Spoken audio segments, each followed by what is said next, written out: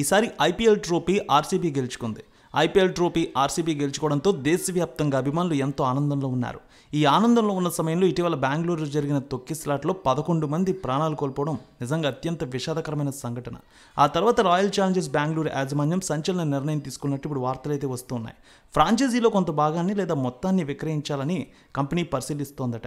ఆర్సీబీని మొదట విజయ్ మాల్యా సొంతం చేసుకున్నారు. అయితే పలు కారణాల వల్ల మాల్యా తన స్పిరిట్ వ్యాపారాన్ని డియాజియోకు విక్రయించారు.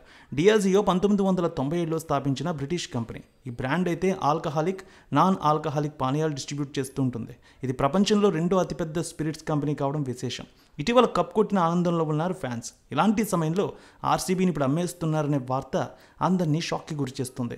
ఒకవేళ ఆర్సీబీని అమ్మేస్తే దాని పేరు ఏ విధంగా మారుతుంది, ఆటగాళ్ళు ఎవరు ఉంటారు, సో వారు తీసుకునే నిర్ణయాలు ఏ విధంగా ఉంటాయనేది కూడా ఆర్సీబీ అభిమానులను ఆందోళనకు గురిచేస్తోంది.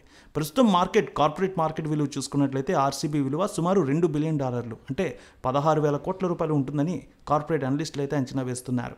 సో ఈ franchisee British distiller United Spirits Limited మాతృ సంస్థ అయిన డియాజియో పిఎల్సీ దగ్గర కొనసాగుతోంది. ఫ్రాంచైజీ పెరుగుతున్న విలువను ఉపయోగించుకోవాలని, ఎక్కువ భాగం కాకపోయినా కొన్ని వాటాలైనా అమ్మాలని యునైటెడ్ స్పిరిట్స్ ప్లాన్ చేస్తున్నట్టు తెలుస్తోంది.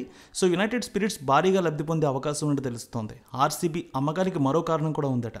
కొన్ని సీజన్ల నుంచి బీసీసీఐ పొగాకు ఉత్పత్తులు, ఆల్కహాల్ కంటెంట్ ప్రకటనలపై అనేక ఆంక్షలు విధించింది. దీనివల్ల యునైటెడ్ స్పిరిట్స్ తమ కంపెనీ ఉత్పత్తులు ప్రచారం అయితే చేసుకోవడం లేదు.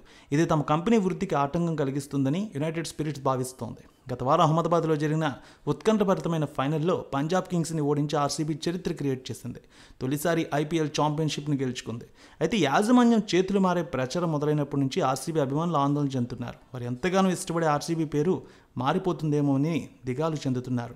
కార్పొరేట్ సెక్టార్లో అయితే ఇప్పుడు ఈ చర్చ పెద్ద ఎత్తున జరుగుతోంది. ఒకవేళ మన దేశంలో లేదా వేరే దేశానికి సంబంధించిన కంపెనీ అయితే కొనుగోలు చేయడానికి ఆసక్తి అయితే చూపిస్తున్నాయని తెలుస్తోంది. చాలామంది కూడా లిస్టులో ఉండే అవకాశం ఉన్నట్టు తెలుస్తోంది. ఆర్సీబీకి భారత వ్యాపారవేత్త విజయ్ మాల్యా పురుడు పోశారు.